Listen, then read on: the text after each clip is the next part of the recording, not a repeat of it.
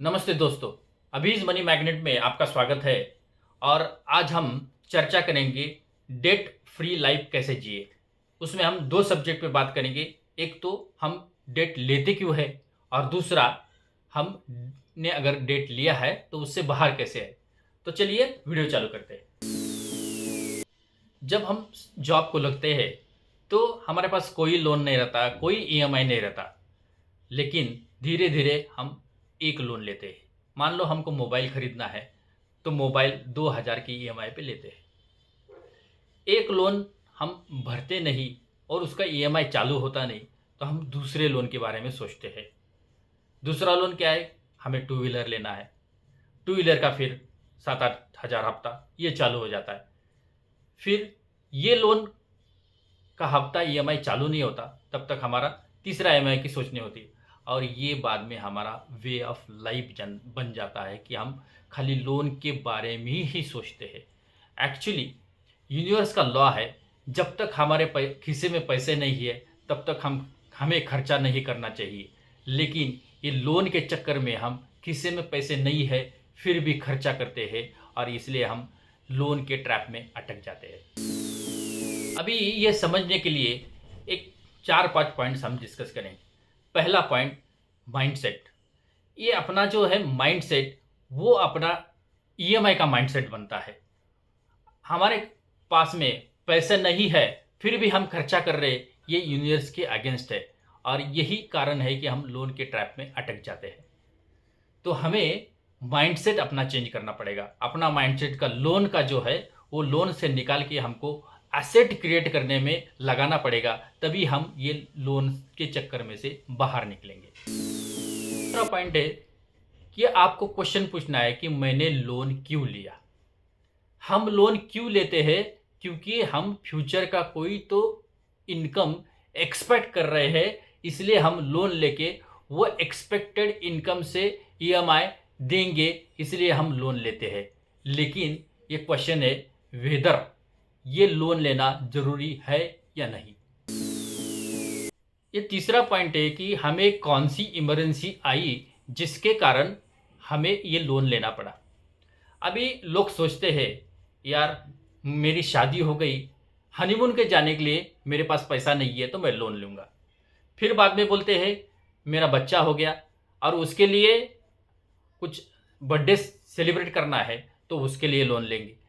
कोई भी चीज़ हो वो आपके जीवन में पहली बार ही होने वाली है, लेकिन हर एक पहली चीज़ को अगर आप लोन लेते गए तो लोन ट्रैप में अटकने ही वाले हो।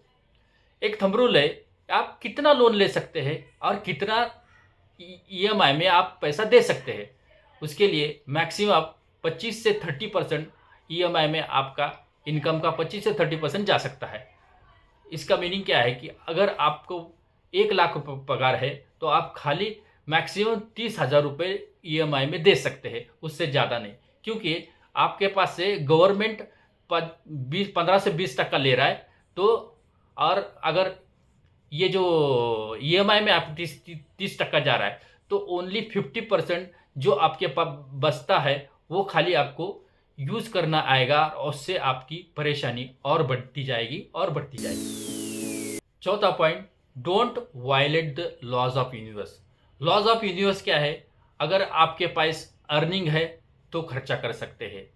दूसरा लॉज है आप अर्निंग करते हो तो उसमें से सेव करना पड़ेगा और जो बचा हुआ है वो स्पेंड करना पड़ेगा। और तीसरा रूल, स्पेंडिंग रूल, अगर इनकम है तो स्पेंड कर सकते हैं, नहीं तो नहीं कर सकते हैं। आप कौन से लोन लेते हैं? आप हाउसिंग लोन लेते हैं, आप पर्सनल लोन लेते हैं, आप कंज्यूमर लोन लेते हैं या व्हीकल लोन लेते हैं। लेकिन ये सब लोन लेने से आपके जीवन में खाली लायबिलिटीज़ क्रिएट होती। आप ऐसा लोन लीजिए जो आपके जीवन में एसेट्स क्रिएट करे। आपका एसेट में से कुछ अर्निंग होगा और वो अर्निंग में से आपका ईएमआई जाके जो बचता है वो आपके लिए इन्वेस्टमेंट होगा और वो आपके लिए पैसा क्रिएट करेगा। ये लोन ट्रैप में अपना दिमाग है वो हर टाइम लोन के बारे में ही सोचता है। लोन कम कैसे करें, लोन क्लियर कैसे करें। हम ये इसमें भूल जाते हैं कि हमारा ग्रोथ किस में है। हमारा ग्रोथ है ग्रोथ सोचने में, एसेट क्रिएट करने में, लेकिन उसके बारे में हम ना सोच के ओनली लोन के बारे में सोचते हैं और अपना फोकस कंप्लीटली डाइवर्ट होता है लोन की जगह। तो इसके लिए अपना जो फोकस है वो लोन से निकाल के हमको ग्रोथ में, एसेट क्रिएट करने में डालना पड़ेगा। उसके लिए कुछ सिंपल से टूल्स एंड टेक्निक्स है जिसका हम अभी बात करेंगे। पहला, हमको अबंडेंस माइंडसेट क्रिएट करना है। अपने पास नहीं है ये ना बोल के अपने पास जो है वो है ये बोल के हमको आगे काम करना पड़ेगा। ये हो गया पहला चीज़। दूसरी चीज़, हमको सेविंग की आदत लगानी पड़ेगी। जो भी हो, आप 1 रुपया, 2 रुपया, 10 रुपये हर दिन सेव करो। पिगी बैंक का एक्सरसाइज हर दिन करो। उससे आपको कुछ ना कुछ सेविंग होके मॉरल कॉन्फिडेंस बन जाएगा। तीसरी चीज़, आपको अपने एक्सपेंसेस मंथली डेली कैलकुलेट करना है। उससे क्या हो जाएगा, आपके एक्सपेंसेस में या खर्चे में जो जो लीकेज है वो आइडेंटिफाई होंगे और वो करेक्ट करेंगे तो आपको उससे फ़ायदा होके अपने को ध्यान में आएगा कि मेरा खर्चा कहाँ ज़्यादा हो रहा है, वेस्टेज मनी कहाँ हो रहा है। आपके जो लोन से हो सकते हैं आपके 4-5 लोन हो, उससे आपको कंसोलिडेट करके 1 या 2 लोन में कन्वर्ट करना है और वही 2 लोन आपको कंसंट्रेट करके वो लोन रीपे करने हैं। 1 से 2 से ज़्यादा लोन रखने नहीं, उनको पहले कंसोलिडेट कीजिए। हर महीने अपना नेटवर्थ कैलकुलेट करना सीखिए। नेटवर्थ बोले तो असेट्स माइनस लायबिलिटी। आप अपनी असेट बढ़ाने की प्रयत्न कीजिए, कोशिश करिए, लायबिलिटीज़ अपने आप कम होती जाएगी। इसलिए आपको हर दिन काम करना पड़ेगा, हर दिन उसके बारे में सोचना पड़ेगा। जैसे जैसे आप अबंडेंस के बारे में सोचेंगे वैसे वैसे आपको राह दिखेगी और उस पर आप काम करते जाएंगे और उस पर आपको इम्प्रूवमेंट दिखेगा। और फाइनली आपको अपने नए अर्निंग सोर्स पे काम करना है।